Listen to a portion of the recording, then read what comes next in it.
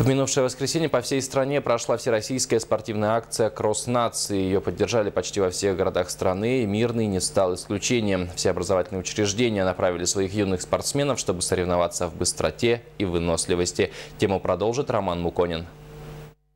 Морозное утро выдалось солнечным и благоприятным для массового забега. «Кросс нации» – мероприятие ежегодное, и его традиционный маршрут пролегает по основным улицам города, а местом старта и финиша остается центральная площадь.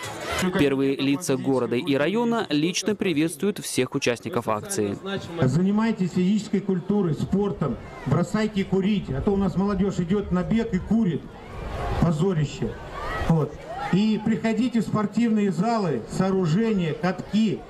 Сегодня построено очень много спортивных сооружений. Возле каждой общеобразовательной школы скоро войдут все спортивные стадионы современные.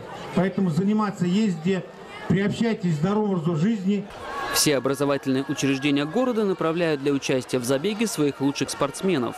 Но открывают соревнования руководители и работники муниципальных администраций, чтобы личным примером показать стремление к здоровому образу жизни. Я как представитель молодежи просто должен поддерживать такие акции и своим личным примером показывать, что спорт – это важная составляющая нашей жизни, и надо во всех мероприятиях спортивных города, района принимать участие. «Кросс нации» состоит из нескольких забегов, и принять участие в них может каждый.